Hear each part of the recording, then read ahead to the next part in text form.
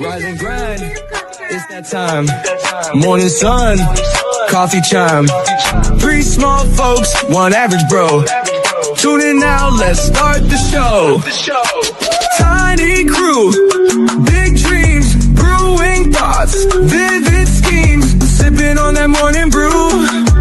Got that energy, how about you? Little bit of coffee, little bit of fun. Kicking off the day, everybody come. Perk up your ears, hear the latest buzz.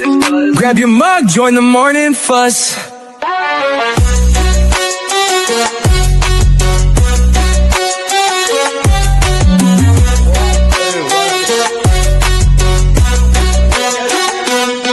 Short in size, tall in spirit.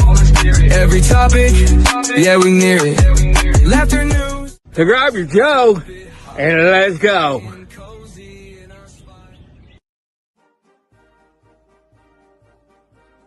I pledge allegiance to the flag of the United States of America and to the republic for which it stands, one nation, under God, indivisible, with liberty and justice for all.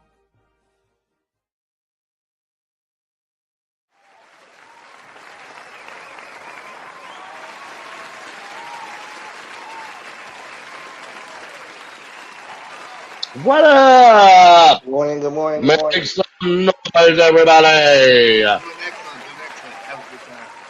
Welcome to a little bit of coffee where we take the Monday morning. Welcome, welcome, welcome. I am your host, the one and only POD. Now make some noise for my sidekick. He's like the father of the group. We call him DJ Puppy. Hello, everybody. Last but not least, this guy, he is 4'9", and he thinks he's awfully fine. I got other words I call him, but we won't say that on the air. Make some noise for it. All right. So, gentlemen, welcome. How's your week been? It's been a very good week. Yeah. Very, very good week.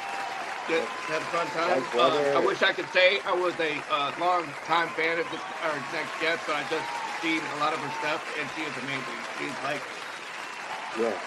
I too watched her bits this week and didn't go, and she is an absolute riot, and I can't wait to get the interview and get to know her more in person. Oh, yeah. And, Since we brought her up quickly here, her name is Tanyalee Davis, by the way, and she is the Guinness World Book of Records, the shortest female comedian.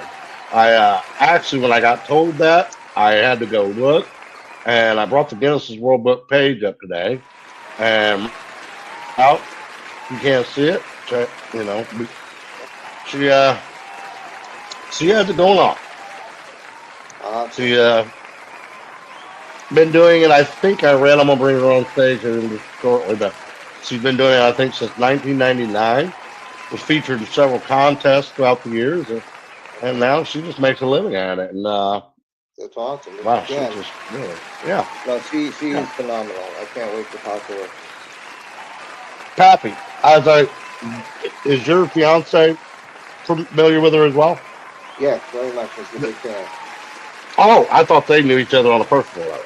I don't think so. They don't know each other. What the hell can we come on say? I was hiding under a rock because even Samantha's heard of her. She's heard of her, but she's not been that. No, she's watched some of her stuff up, but she's been, there's clips of all kinds of comedians on TikTok and shorts on YouTube, and yeah. Tanyalee Lee is. He's awesome. It's just people that been so accomplished, been around forever. You almost feel ashamed that you don't even know them. I feel like we've known her since she was little. Yeah. Shortcut, you said you got one of her clips. Let's play one of her clips and then we'll go to a short little break and we'll bring her on the stage then. Okay, it's like, here you go. Keep it off, can everybody? Give Mike a round of applause. Give him he didn't even use his hands.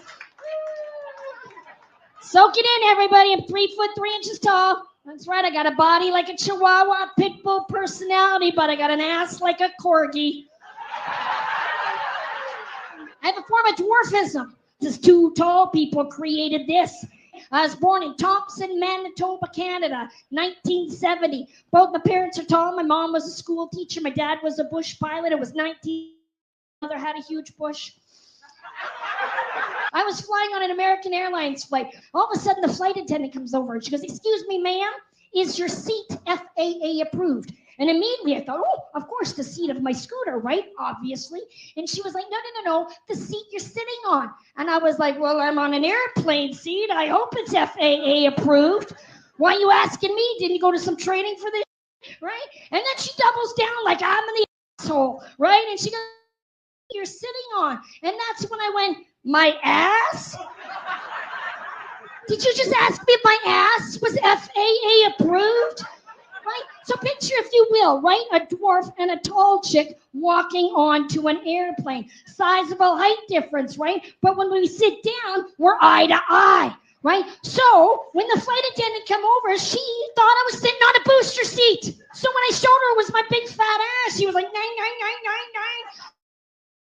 Smoke coming out of her ears, can't pew, right? And at first I was like, oh my God, I'm getting ass shamed. Woo! Normally it happens at Chinese food restaurants. I walk in, they see me, oh, you need to push the seat. You need to push the seat. I'm like, I'm good. No, you're tiny. You need to push the seat. I'm like, I'm good, right? Then I sit down, they're like, how'd you do that? I'm a firm believer that being offended is a choice, you guys. Being offended is a choice. If I was offended every time some dumbass said something to me, I'd never leave the house. And to prove I have a great sense of humor, you guys, I got a brand new tattoo on my left ass cheek that's a stamp that says FAA approved. Thank you, guys. I'm Tanyalee Davis. Enjoy the rest of the show. Thank you. That is awesome. So let's go to commercial. I cannot wait to meet her face to face. Yes. We'll be right back.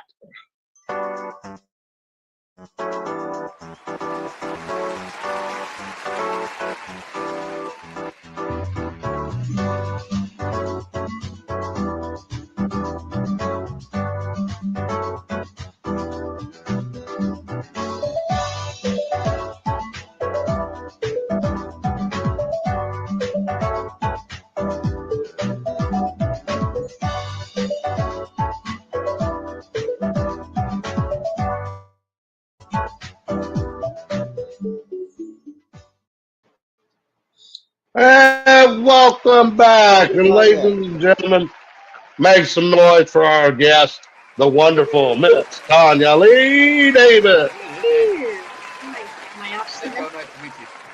Welcome to, who cares? I think all of us little people are a little off center, don't you? Welcome to the show, man. Welcome to a little bit of coffee. We're glad to have you. This morning, when you first come into the backstage, I got to admit, you started as a comedian with me because you were just like, y'all are little people? Like, I guess you didn't know that this was a little person show. No, I had no idea. We'll keep it short. Yeah, we'll keep it all short. In fact, we tell everybody, a little bit of coffee is the one company that is short staffed, but it doesn't mean we're hiring.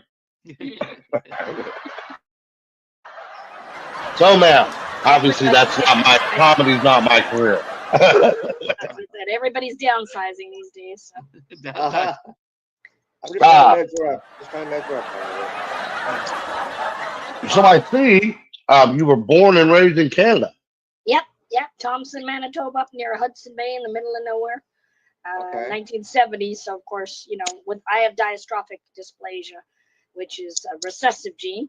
And two tall people created this. And, so my parents had no idea they were, in 1970. So, my parents, same way. My parents were normal height, and they had no idea when they had me. I'm a quadriplegia, which is the most common, as you say in your comedy act. But they had no idea that my dad was a big burly man, and they were totally surprised when they had me. I'm just Italian. I'm 4'9". I don't know. I've never been diagnosed. I don't know if I got any form of dwarfism at all.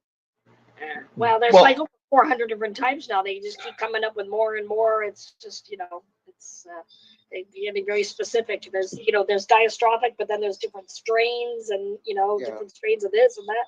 It's the science of it all is quite crazy. It is. It is. Go ahead. Go ahead, Jeff. I'm sorry. You said you live some of those people that they have a bit that they go by, and you actually do derive a lot of your comedy from life, and so that airport thing actually happened with the flight attendant that Oh, absolutely. Yeah. So my act has changed quite a lot. I've been doing it for 35 years. I actually started in 1990. And, so up until the lockdown, prior to COVID and everything, I was kind of jokes and club material and stuff like that. But then when the lockdown happened, I took to social media, started talking to people, I spent 2 to 6 hours a day on social media, just talking to people. And of course, people wanted to talk about my life. So I would just tell stories. And my husband's like, you need to do that on stage. But as a comedian, we are kind of programmed where when you're talking, as a comedian, you want the laughs, right? It takes a certain level of confidence and to be a story on stage and not have that laughter coming at you, but you're taking people on a journey, and as long as you're a good storyteller and you're locked in, right, the audience is locked in, you could hear a penny drop in the room up until the relevant moments when they then are supposed to laugh, but that's actually far more powerful. So I started talking about situations that I run into, and it's just I had to make a conscious be aware of get into. And that particular the flight that I was on, I actually had somebody with me, and normally when situations like that happen, I can't film myself because my T-Rex arms, right, trying to do a selfie, you just get your face, your nose, right, but I had Patsy, so I was like, get the camera. So we were able to capture the moment, as it happened, and we were giggling so much. And then of course I was like, oh, and I got a tattoo. So then I filmed that, and it's been just over 2 years since that incident happened. But I had a merch T-shirts. My ass is FAA approved T-shirts that went like hotcakes. Get constant requests to see the tattoo, but awesome. That's going to cost you. So right. So when you first got into the comedy, and this was going to become a career, how did your parents feel about it? Were they very supportive? Well, okay, so my parents got divorced when I was quite young. So I essentially had two families. So my dad and my stepmom lived in the States, and I lived with my mom and my stepdad in Canada. And my parents, when I graduated from high school, were basically like, you need to go to university so you can get a real job and support yourself. I want to be an actress. And they're like, you're going to go to university so you can get a real job and support yourself. So I thought, okay, fine. I'll go to university and I'll study theater. Ha-ha. Well, when you go to university and you actually study theater, you sit there in a classroom and read books. You don't actually get to perform.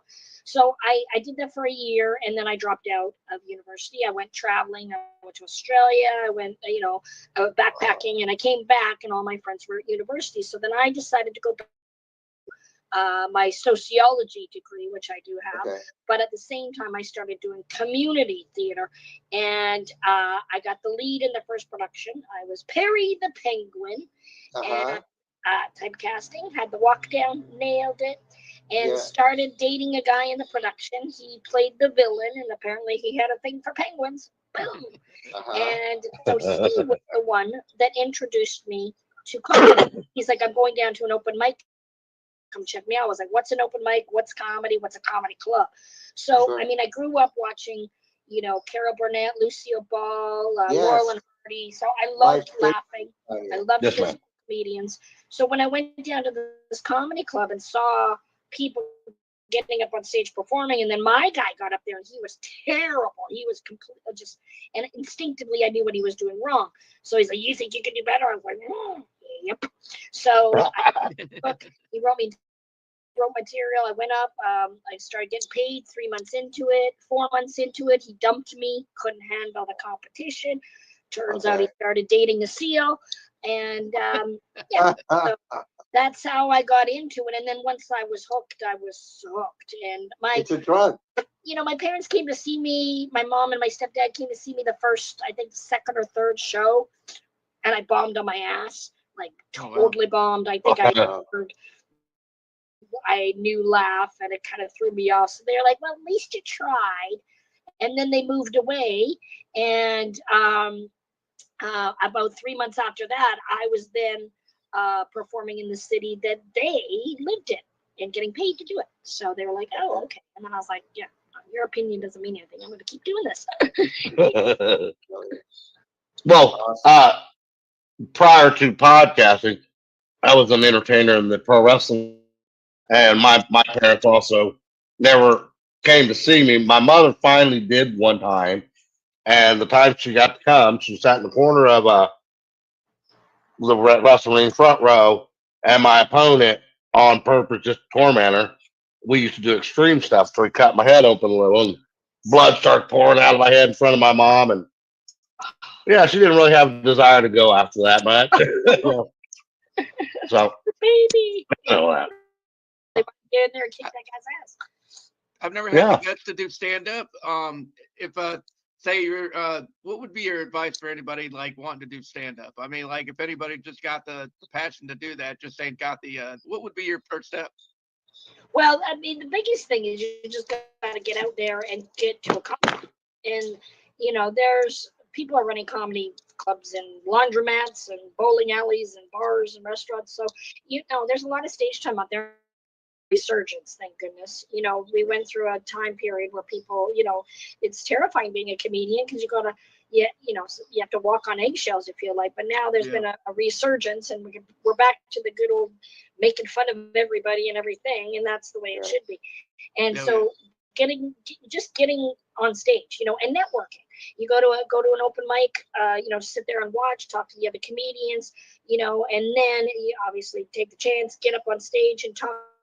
What makes you unique, your perspective on life, and as little people, we tend to, like I used to do your stereotypical stuff, and you gotta go the dirtier route and that kind of thing. I think that's just par for the course. But as you evolve and as we get older, as people typically tend to become a little bit more or buttoned up and a little bit more conservative as you get older. But your perspective in life changes. So now that I'm 54 years old, been doing this for 35 years, I have a whole gamut of things to be able to talk about. So, I think our lives are a massive pool of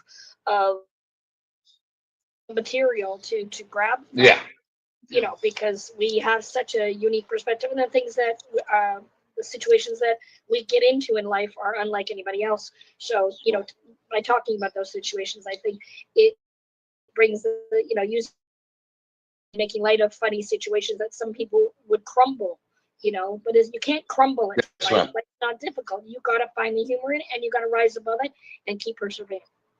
Tanya, I've been an aspiring comedian for about 40 years myself, and I've just never got the break. And I used to do, some of your stories are very similar to mine, and I was getting a big chuckle out of your stand-up. But I just, I had 30 minutes of material, and I got that down to about 10 to 15 now because I weeded out the stuff that just storytelling. But I kept it like a Bill Cosby style of storytelling with the short jokes, at the end of the story. But what would you give for me to advice? I know you said about going to the comedy stores and that kind of thing, but I never could get that break. Could never get. I thought you got to make your own break. It's not going to show up on your doorstep. You got to get out there. And this is a tough business. So true. You got to hustle. And you can't, you got to know your worth, and you got to keep, you have to keep plugging forward. And I've been there 35 years, and a good majority of the population have no idea who I am, and that's fine. I've had a very amazing, lucrative career, but that doesn't make me, that doesn't mean I've had a break. I've just put my friggin' go, and I kept going. you gotta just start. You gotta start, You got to start Okay. and just work your way up a network, and then opportunities will present itself as they are meant to be. Thank you, Tanya. Tanya, I think you're amazing. I think you're absolutely amazing. So agreed. Agreed. What I was going to add to that, as you were telling him how to become in that famous spotlight, as a wrestler, I went about as big as at that time I could go. I was the little person that created the very first All LP Wrestling Federation. Yeah. And now I was a terrible wrestler. I tell everybody that I was a terrible wrestler, but I was a great entertainer. And that's always been my passion, just entertaining people, making them smile and laugh.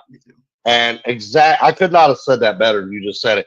Because I get people telling me all the time, what's the road to fame? The road to fame is you don't give up. And when you're promoting yourself, yourself what you are. You have to tell the world you're missing out if you don't have me on your show. You know, if you go in and you promote yourself, then I'm not made it yet. Just trying to get my name out there.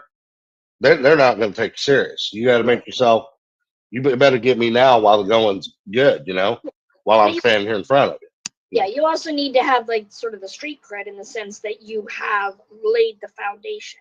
And you got to start. There's some people that are moving up very quickly, and it's because of their age. They started doing comedy within the last 3 or 4 years, but they're in their 50s, and they're doing very, very well, like very well. But because they haven't had to have the grind, and when I started out, we didn't have cell phones. I had to send a VHS tape across Canada to a book club, try to call them on a landline to try to arrange, and then they'd be like, okay, we're booking you for $50 city. You're going to get picked up by some dude or dudes in a car you've never met. You're going to spend 2 weeks in a car with these dudes. You're going to share hotel rooms with them. You're going to make $50, $25 to $50 a show. But get out there and grind, and then just just if you do that, you appreciate the grind. For the people that kind of paying the dues, form a little quickly, they kind of get like, well, what about that person? What they start. Don't appreciate it, and you get kind of a bit of an ego in this business, and I just think you got to start and you got to go through the grind to appreciate it, and that way it gives you the foundation, and you've got the receipts at the end of the day when somebody comes up and goes, oh, you just got this because somebody gave you this opportunity. You're like, well, actually, no, I've been doing this, and I've done this and this and this crappy show, and you got the scars to prove it. Yeah.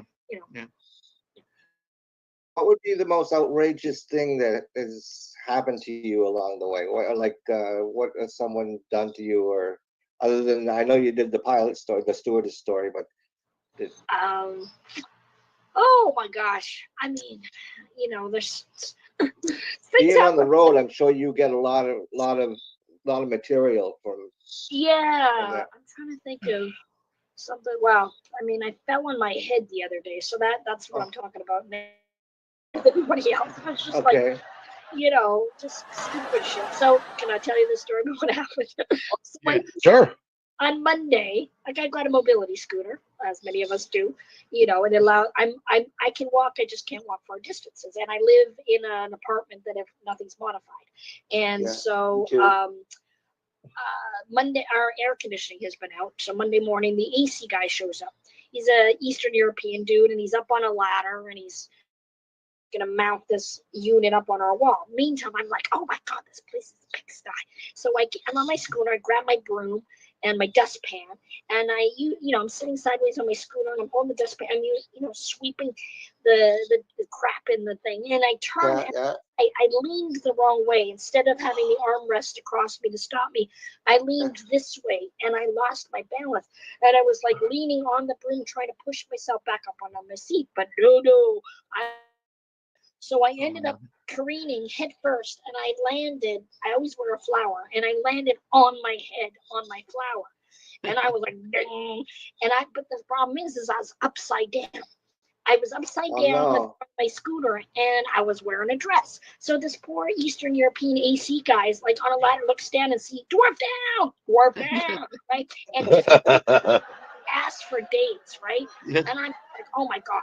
So I try to flip over. So Now I'm laying on the ground on my back, which I look like a fainting goat when I'm on my back because my legs are in the air, my arms are in the air, right? And I can't get up. I'm like a turtle when I'm on my back because I got a big booty, right? So I'm like, hey, kid. He's like, do you need help? And I was like, super embarrassed. I'm like, come over. So he grabs me by the armpits, because I tell him, grab me by the pits and pick me up. So now I'm like holding onto the seat of my scooter and I'm about to crawl up and I feel something. I look down, blood. I look down, blood everywhere. I have now. I'm like, oh my God, right? And this guy's like, holy crap, I wasn't expecting this on a Monday morning. I got a dwarf with a big ass. Now her head's bleeding. This is, like, poor guy. He's like, nobody's going to believe this.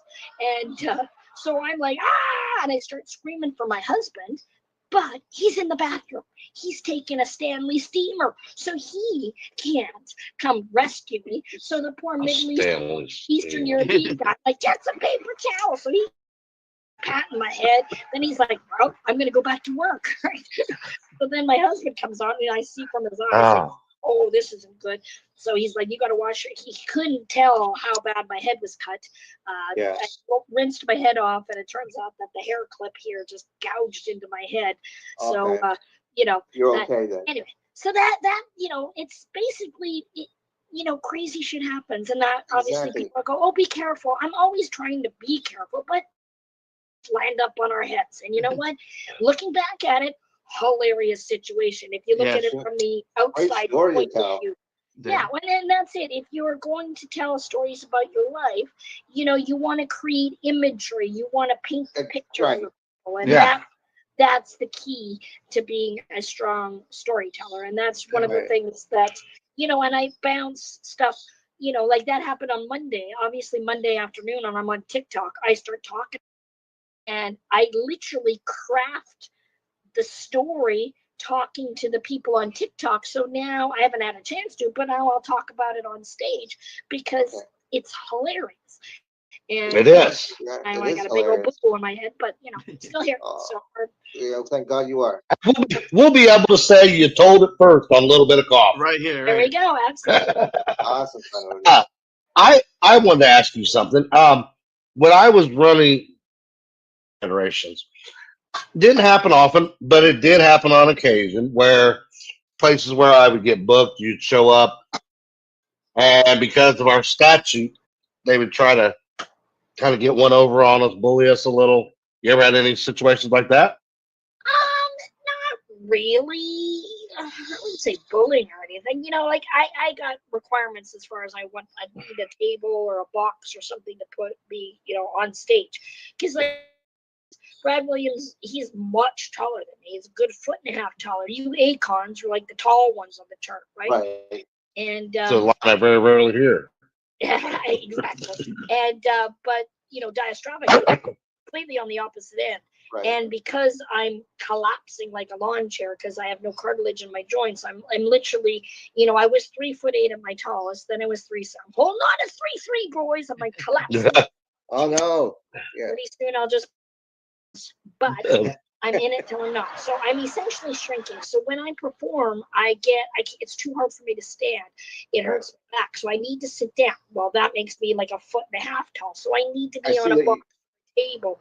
And so that can cause some issues now with everybody like, oh, it's against health and safety, you being on the table.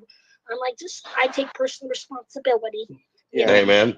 And it's just the same thing with go, how do you feel about the midget wrestling? I'm like, if they want to be chucked around, that's their prerogative. Amen. If I got no issue with anybody doing anything as long as they want to do it. It's right. I used to not forcing the situation, right? Them canceling it only hurts the people that they cancel it for. I mean, the little people that want to do those things, it's just canceling it for them. I don't know. Yeah, it's the same thing as Snow White and the Seven Dwarfs. Peter Dinklage decided that it's appropriation or bullshit that dwarves are playing dwarves in Snow White and the Seven Dwarfs. Yeah. It's like, well, he just didn't want any competition. Exactly. Take your Emmys and your Academy Awards and let the rest of us try to get a Disney movie that turns out some massive flop. We actually talked about in that last week's show. And Tanyalee, we our last week just that the Snow White and the lack of us being able to get those jobs because they went computer animated, and it's just too bad that they did that. Yeah, picking on it, calling the don't eat the yellow snow. Yellow snow in the 7 baristas. Oh my God, that's funny. Yeah. One of the other questions I wanted to ask you, I apologize in advance. This comes off as a very awkward question for you, but years ago, I used another little person, female, that was really, really extremely short. And when she would go to the entertainment gigs with us, she always needed carried, even though the club would be small. And there was a lot of times the venues would hire an extra person just purposely to assist her in getting around the club because she was so much smaller. I was going to ask you, do you also do that a lot? Get some extra, I can't wait much till smaller? I can't wait till I can afford to have somebody carrying me around. Man, that'd be awesome. Yeah. Well, I'm not at that level yet. Once in a while, like if I, like right now, my opening acts, I had David Westgate traveling with me quite a bit, average sized person, very funny guy, and just a great person to travel with. He knows that I have got a lot of extra issues and needs, and he's been so fantastic, and going above and beyond. So when my opening acts, I go, listen, I'm not your traditional headliner. Like sometimes you might have to help me put my shoes on, or help me, pull the sheets back. Get on stool. And but you got to give people the benefit of the doubt. I'm a firm believer, but in general, people are pretty awesome. You always get, there's dickheads everywhere. But I've run into too many situations in my life that I've, had to rely on the kindness of strangers, and they've helped. And Yes, ma'am. I have a lot of wonderful people in my life that do help when I need it. I'm getting to a point where it's more and more difficult for me to travel. Right. So if there's a situation where I can say, hey, can you guys afford to pay for somebody to travel with me? Like if I'm doing a TV gig or something on a rare occasion, Yes, if I need an assistant, I'll take it if I can afford it, or if they can pay for it, then yeah, definitely. What's the most memorable moment? What's the most of your career that when you became a comedian that you like doing it? Like mine was always to be on the Tonight Show when Johnny Carson was on it. And I'll never be able to do that because obviously Johnny's passed away. But that was my goal. Yeah, well, for me, I try not to set myself those types of things. I mean, I would love to get any late night exposure, late night television exposure. Because that can set your career off. But, I'd like to perform at the Mothership in Austin. Joe Rogan's club is like, the Mecca, comedy Mecca these days. Right. I've got my name and my picture on the world famous Comedy Store, awesome. Hollywood, with some of the, like Rogan and some of the greatest comedians in the world. So that was huge, when you think that's awesome, Tanyalee. A female comedian from Canada, to have my name and my picture on the world famous got passed by Mitzi Shore herself, which is like the mother and queen of comedy. That was quite a notch on the old belt there. And awesome. So you landed a TED Talk as well. I mean, I've done 2 TED Talks. Yeah, oh, wow. I did one in Liverpool, England, and one in Cyprus. And so I'm very proud of those as well. Yeah, that because I like my act, like I said, has changed a lot. It's storytelling, but it's also a lot of motivational stuff that I have on my forearm. Unstoppable me. And that's my mantra. That's now become my thing. I guess my brand, because one of the things I learned with getting on TikTok and social media is everybody wanted to talk about my problems. Tanyalee, what do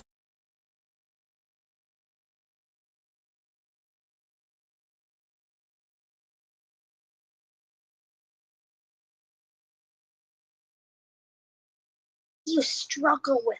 What's difficult? What are your challenges? What can you do? And I'm like, why do we want to talk about that shit? I go, because I've done and then I list off, all my amazing accomplishments. Yes, ma'am. Sure. You don't need to feel sorry for me because I don't have a victim mentality. I've been doing stuff. I've been getting, does not define who I am, and I think, the Unstoppable.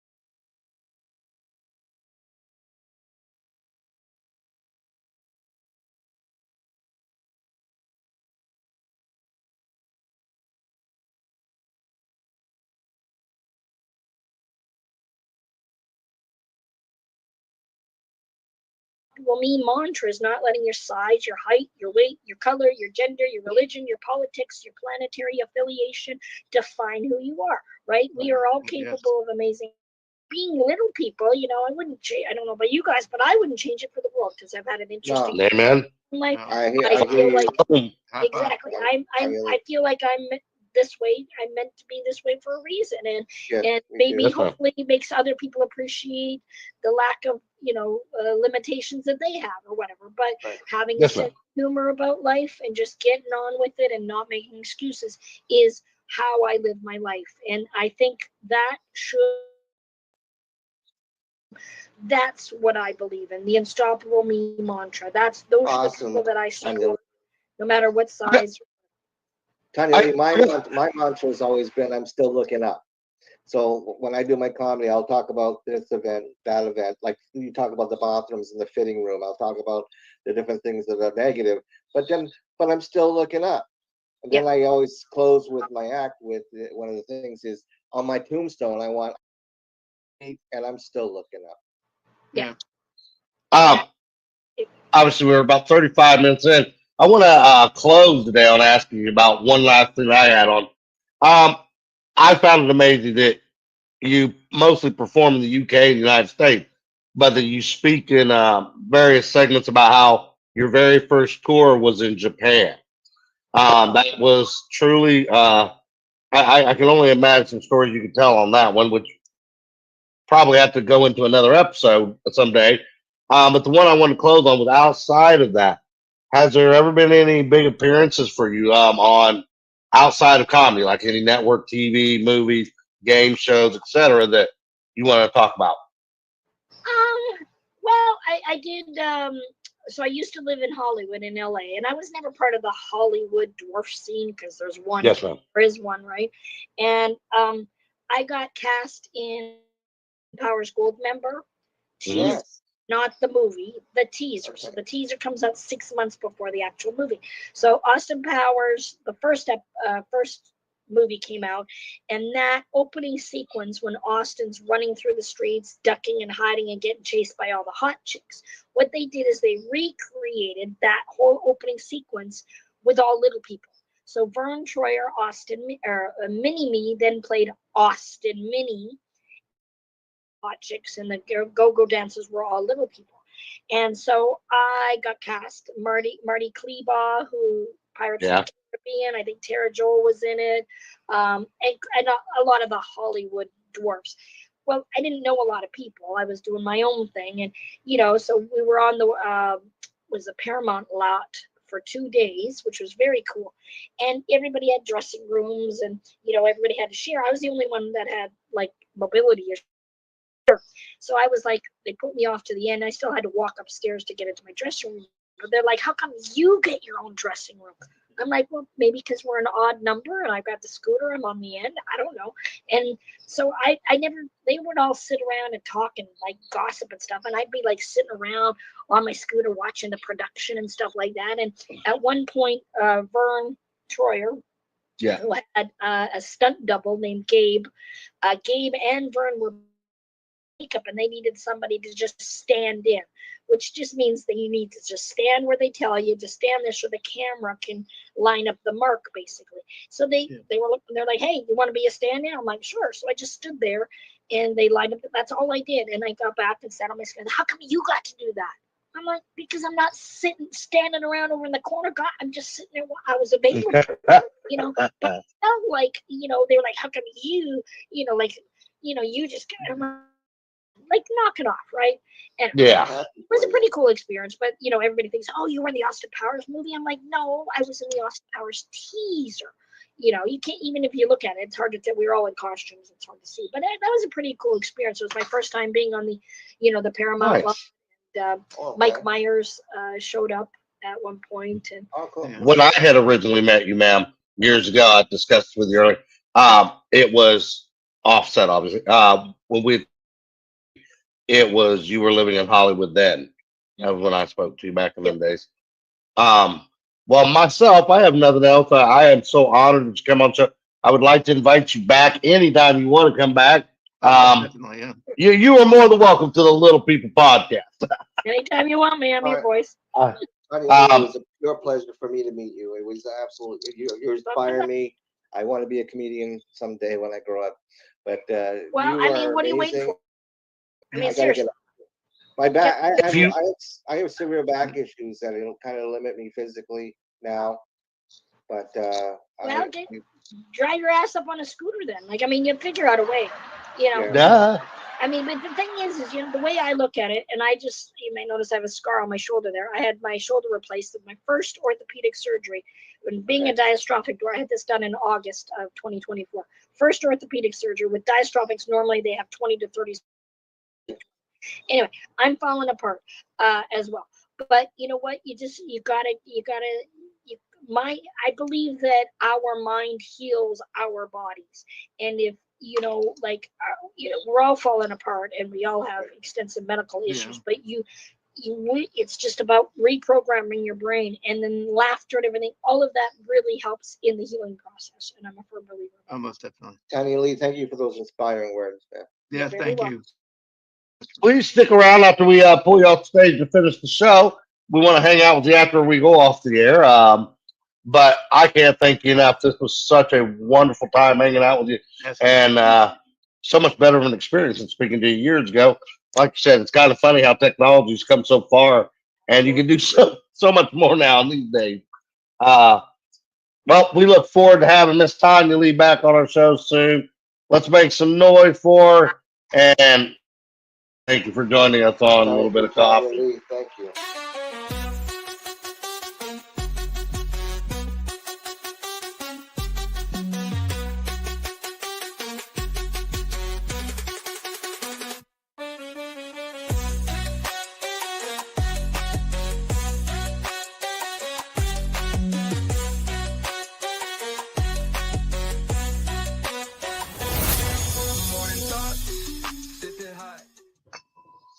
Oh, wow. And we are back. Yes. Yes. What a great interview. Man, doesn't get better than Tanyalee.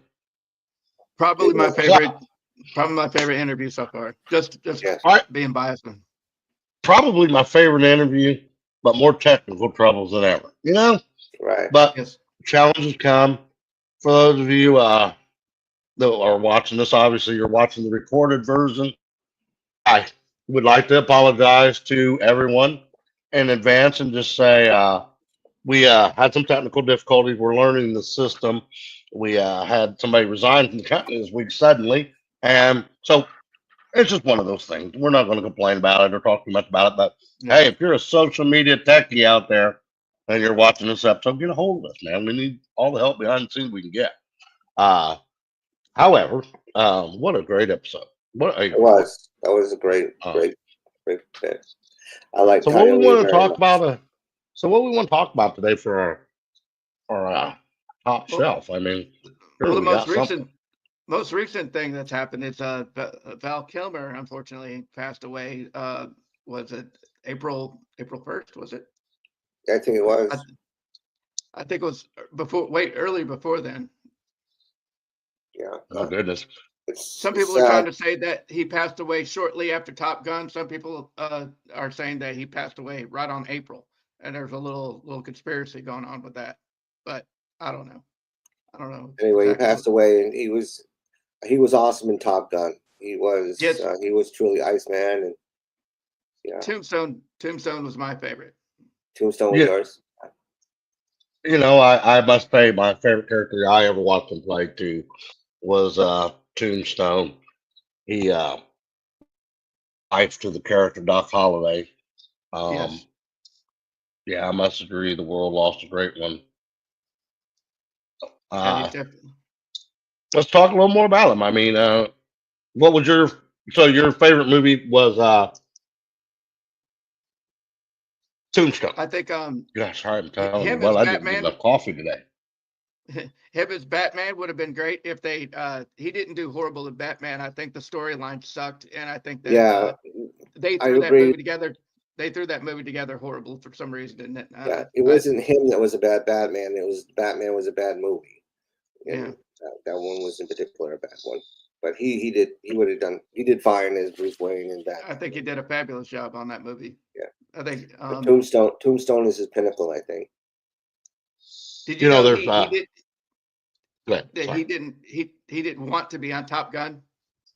I mean, he's glad he did it now, but I'm saying like initially he didn't want to be on Top Gun. And the second time around he didn't want to because they had to do an AI voiceover for him because of his speech issues because of his lung cancer. Oh, I didn't realize that. Yeah. I did not know that either. They did an excellent because I did such a good job on it. You couldn't tell. I mean, I didn't know that he had speech issues until after because of the movie. You watch the movie and you're like, oh, I thought that he was having problems speaking, and then they totally fooled everybody. Wow. That's interesting. He was the youngest person to ever be accepted into the Juilliard School of Drama division. Oh, Juilliard? Yeah, he turned down The Outsiders to do Broadway. Wow. He did an ABC after school special that didn't air after school. He got pranked on the set of Top Secret. Oh, Top Secret was funny. Yeah, he was born on New Year's Eve. His parents divorced early. Tragedy struck his family. He went to high school with famous people. His dream was prophetic. And I could agree with that because a lot of the stuff that he set out to do, he did. He did. Yeah. You know, today's episode, Tanyalee was talking to Pappy about what it takes to make it. And I think that's the mindset you have to go in. If you set out, you're going to do something, stop at nothing to get there. Right. You know, in the world of entertainment, on my end, I was going to add this. Everything that I ever wanted to accomplish, I did. There was only one goal that never got met. And that was, I know this is going to sound funny, but I always wanted to be interviewed by Jay Leno on the Tonight Show. And I always said, you know, that's when you know you've gotten as big as you can go, is when Jay Leno's sitting there talking on the Tonight Show. I wanted to be Johnny Carson on the Tonight Show. That was mine. Well, that's because you're Pappy, and you know, you remember old. the days of Moses running the Tonight Show, and Right. my goodness, you know, when the ticker was in stone. Exactly. They were actually chiseling it as they talked. Yeah. Pappy's not even much older than me. And there I am making fun of saying, hey, for the record, anybody watching the episode, you're not allowed to write in and make fun of my age. Just Pappy's. Yeah. But and yeah, I mean, there's a little gray in my beard too, so we're up there. Goodness, I'm telling you. Especially this last week, I probably doubled in gray hair this last week over all the having to learn, and we're trying to learn some of the behind the scenes stuff and building. But you did it. You did it. We did it. Maybe not perfect. We'll get it as better as we go. No. But yeah, having a lot of fun because knowledge is power. You know, I mean, the more you learn, the better off you are. Because Pappy, you even because the mind is a terrible thing. Yeah. Now, Pappy, doing the stage acting yourself, my friend, I couldn't help but ask the opportunity to meet Mr. Val Kilmer on a stage setting. Oh, I never was I didn't do stages near that big at all. No. Oh, you didn't do it at a large level? No, I just did community. More local? Oh, community. Oh, dude, there ain't nothing wrong with that. I enjoyed it very much, and the people I worked with were tremendous.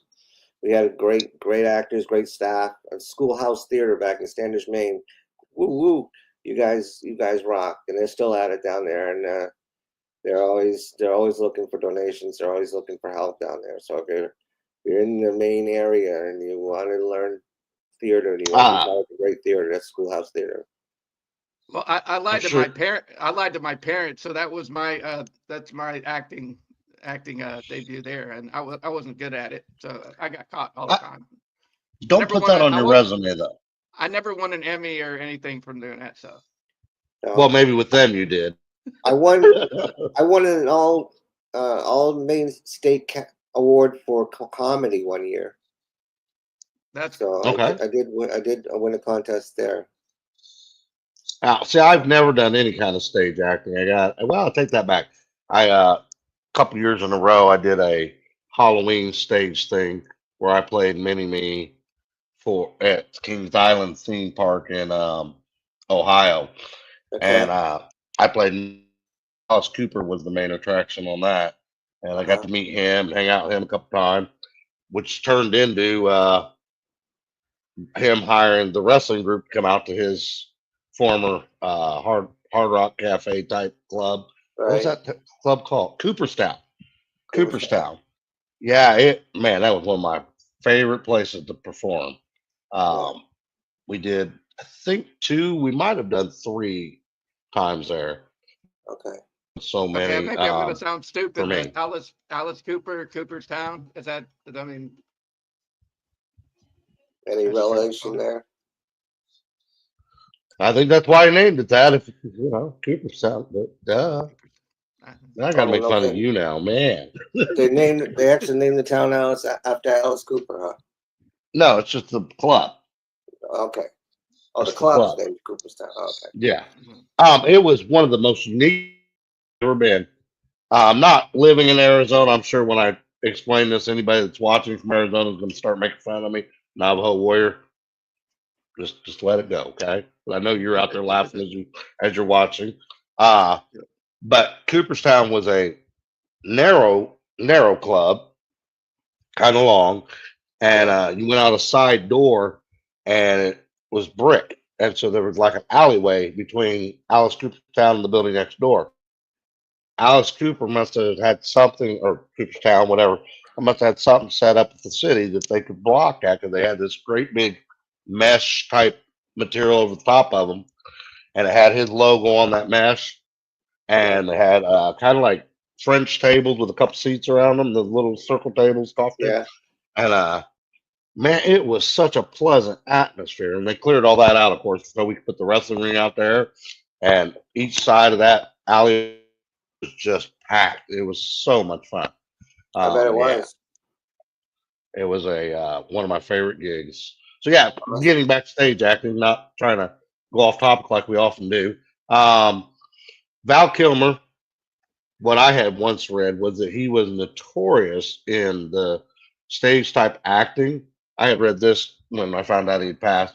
I've always been one to assist others in polishing. Okay. Oh, nice. You know, if you saw they were having, yeah. So I don't know how much truth there is that, but I did read that in one of the articles this week. He was notorious of helping. One thing about stage acting is during the rehearsals and during the run of the show, you become family. You become a real tight knit family, and it's a very special feeling. And it's always sad when you do the last show because that family is never going to be back together again in that aspect. And but you really are there to support each other that whole run. And live theater is live. You can't even mess up. You got to have someone pick you up and that kind of thing. And it's like. You're walking out there without a net, and it's a thrill and it's fun, and it was a very special time for me. You know, the one and only stage show being what I was just talking about, I would agree with that. When we would be sitting, because we would get there several hours before we do the live. I can just remember it was I don't even talk or hang out with any of those people involved in that show back then. But I remember it was exactly that way. We supported one another. If you were nervous about your part or something, everybody just always picked each other up. Everybody just running lines together, all that stuff. Yeah. I take that back. Ring announcing. I didn't know. I was like, when I got into ring announcing, I was all about Michael Buffer, and then and I got into wrestling, and I realized there's a lot of acting there's a lot of acting involved in ring announcing for wrestling. I mean, especially when Okay. you're working for the indie micro circuit. Okay.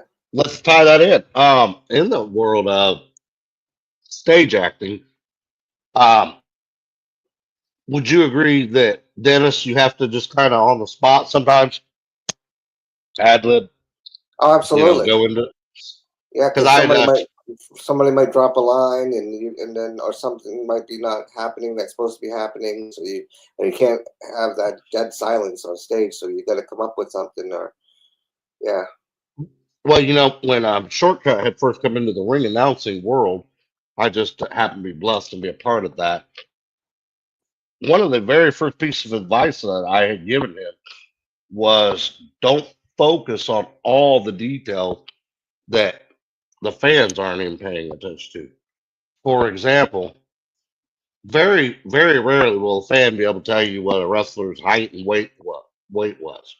Okay. I even made a joke at him one time. I said, you can announce any of these little people wrestlers with the huge weight and height, and I guarantee you not one fan's going to notice because all they're waiting on, they don't even really pay attention to the hometown. They don't think what they're waiting on is the name. Right. So just being an example, coming in at 40 pounds, me that is, because I'm a big old chubby bubby. So coming in at 40 pounds, he's 9'3", makes some noise for POD. Nobody'd ever even hear that 9'3" or 4. Yeah. Well, And if there are they're certain a people out heel there and that you make say fun of my something, weight. and if they're a heel and if you say something off like they standing 6 feet tall, I mean, it just adds to the humor of it, and it just Yeah. Yeah. Yeah. And so it's just in ad libbing, as long as it gets, I believe sometimes it actually works out for the better. It Right. really does, because it sees, I think it shows more of your personality. yeah.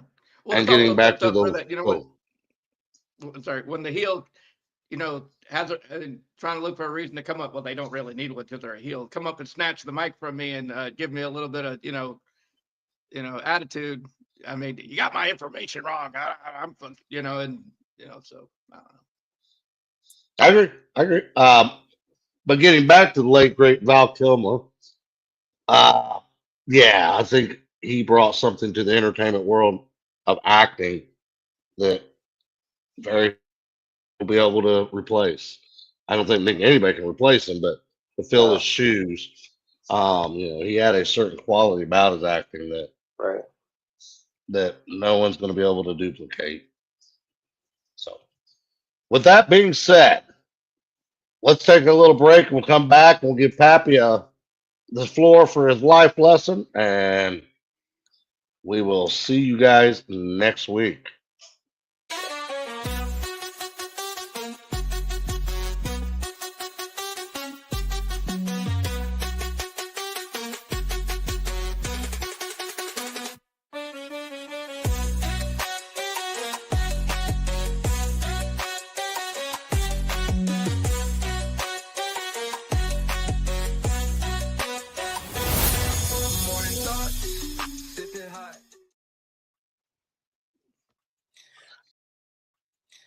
Well, today's life lesson is, you can be anything you want to be. Tanyalee Davis is such an inspiration for not only short people who want to be a comedian or an actor or an actress, or just she can inspire both the tall and short. She was so inspirational, and she is funny.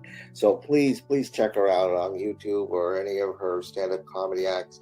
She is just an inspiration to all. So basically, my life lesson today is don't let anything stop you. I am inspired by Tanyalee, and I am going to try to make my next steps into the positive and see what I can do to expand my horizons. And so I would hope that many of you took those same words and will inspire you. So until next time, this is Pappy saying, keep looking up.